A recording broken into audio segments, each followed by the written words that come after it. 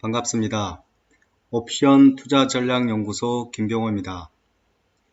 투자혁명의 책과 네이버 카페를 통하여 공개한 저의 옵션 투자 전략에 대하여 약 3시간 정도 녹화하여 설명드리겠습니다. 강의 순서는 크게 3강으로 나누어 설명드릴 예정이고 순서대로 듣는 것이 이해가 빠를 것이라 생각합니다.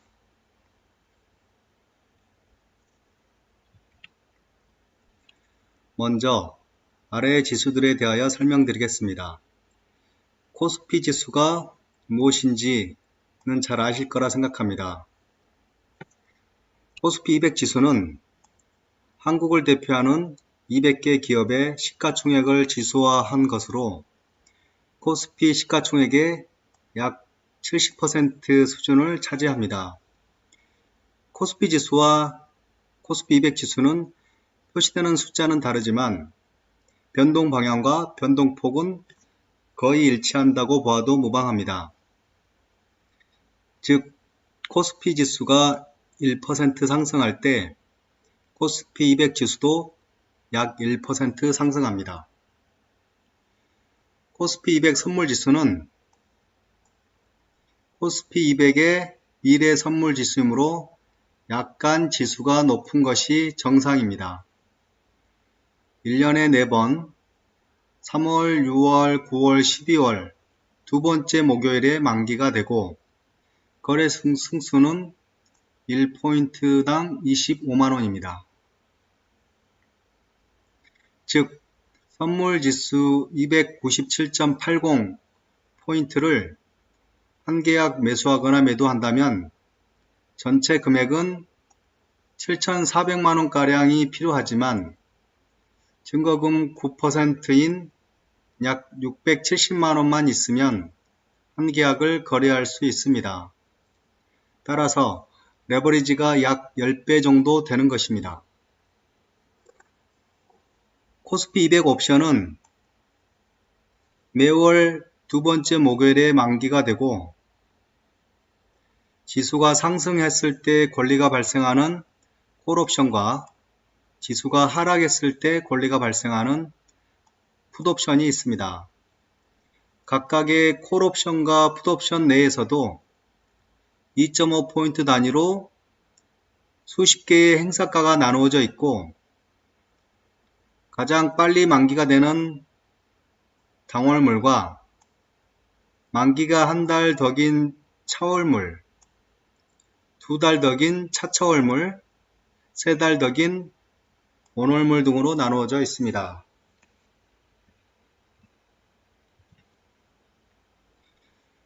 주식 선물 옵션을 투자할 때 미래의 지수를 알 수만 있다면 가장 확실히 성공할 수 있는 방법일 것입니다.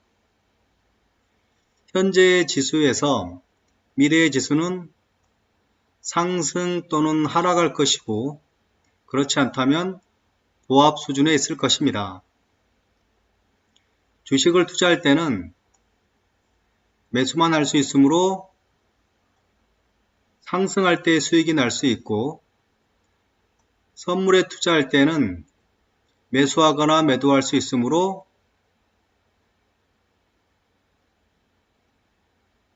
매수를 하면 상승할 때 수익이 날 수 있고 매도를 하면 하락할 때 수익이 날 수 있습니다.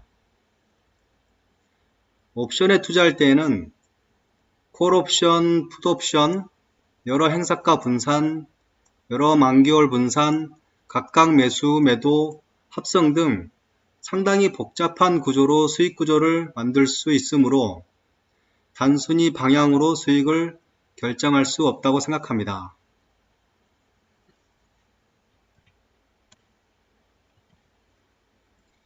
쉽게 비유를 하자면 주식은 일방통행인 1차선 도로라고 할 수 있고 선물은 2차선 도로, 옵션은 16차선 이상의 도로라고 할 수 있을 것 같습니다.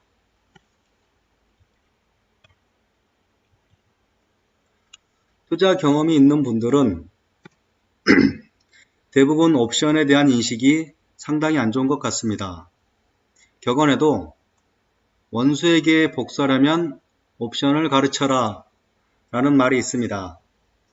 이 말은 옵션에 손을 대면 10중 8구 손실을 보거나 심한 경우 패가 망신할 수 있기 때문일 것입니다. 실제 옵션 시장 참여자의 약 95%는 손실을 보는 시장입니다. 역으로 생각하면 95%가 손실 보는 투자금은 나머지 5%가 취하는 상당히 편중된 시장이라 할 수 있습니다. 흔히들 옵션을 제로섬 게임이라고 하는데 누군가가 손실 본 만큼 다른 누군가는 수익을 보기 때문입니다.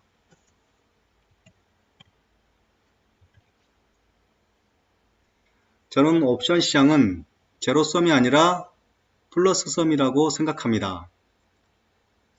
옵션은 원래 몸통인 주식시장의 가격 변동 위험을 해지하기 위해 만들어진 꼬리로서의 역할을 합니다. 개도 꼬리가 있어야만 넘어지지 않고 중심을 잘 잡을 수 있습니다. 우리나라 코스피 시가총액은 약 1,500조 원 정도 됩니다.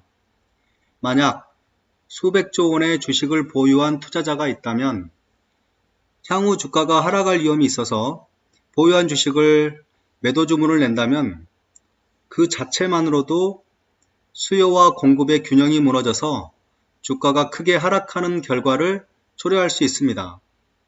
또한 투자자들이 시장을 보는 방향이 비슷하다면 수백조 원의 주식을 매수할 투자자가 없을지도 모릅니다.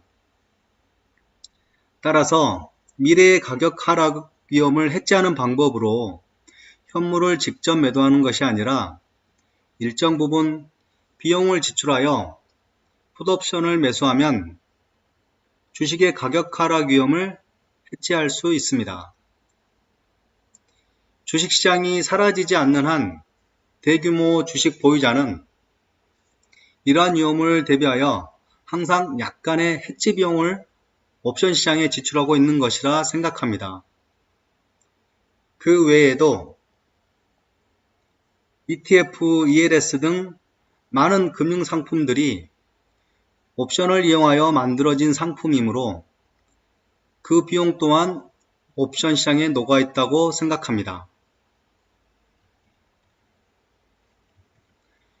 그렇다면 주식시장은 모두가 돈을 벌 수 있는 플러스섬 시장일까요? 인터넷을 검색하면 주식 투자로 3년간 2500% 수익률을 냈다는 등의 기사를 쉽게 찾을 수 있습니다. 2500% 수익률의 근간은 싸게 사서 비싸게 판 결과일 것입니다. 내가 주식을 싸게 샀다면 누군가는 싸게 팔았다는 말이 됩니다. 반대로 비싸게 팔았다면 누군가는 비싸게 샀다는 말이 됩니다.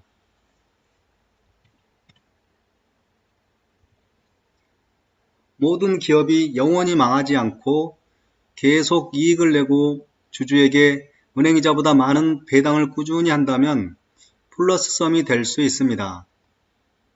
그러나 영원히 망하지 않는 기업은 없다고 생각합니다. 2017년 창립 40년 만에 파산한 한진해운을 사례로 들어보겠습니다. 한진해운의 시가총액은 수조 원이 넘었었고 국내 1위, 세계 7위의 상당히 큰 해운회사였습니다. 그러나 회사가 파산한 후 수많은 주주에게 돌려준 자산은 한 푼도 없었습니다.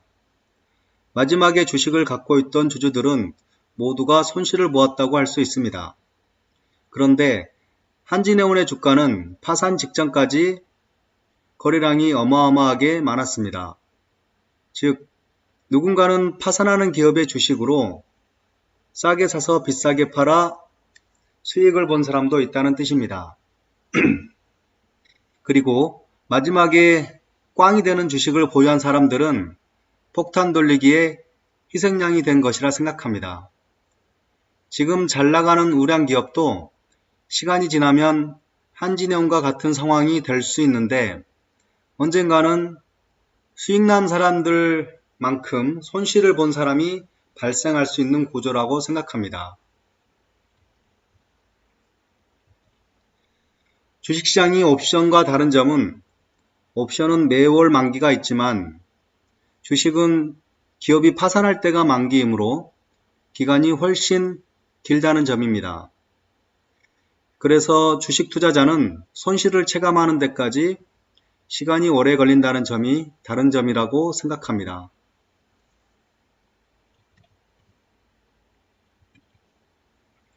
이 페이지는 쉬어가는 코너로 녹화를 마치기 전 내용을 읽고 마치겠습니다. 개인 투자자 대다수는 투기 거래자이다.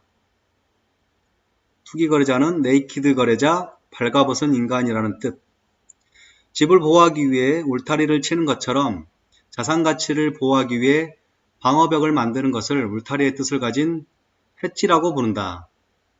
이렇듯 해지 거래자는 대량의 주식을 보유하고 그것을 보호하기 위하여 옵션을 매수하는 해지 거래를 한다. 해지 거래에 해당하는 옵션 매수 비용을 합성 거래자는 옵션을 매도하여 이득을 얻을 수 있다.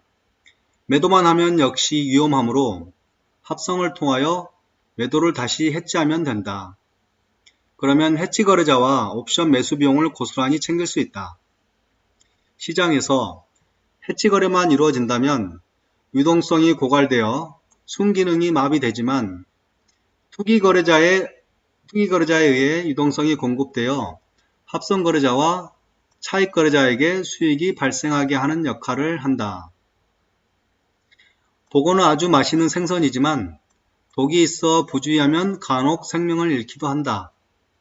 옵션도 제대로 알고 전문가가 되어 독을 정확히 분류할 수 있다면 독어처럼 환상적인 맛을 볼 수 있을 것이다. 독이 있는 것을 모르고 무턱대고 뛰어들었다가는 큰일 난다. 이상 1강 첫 번째 강의를 마치겠습니다. 감사합니다.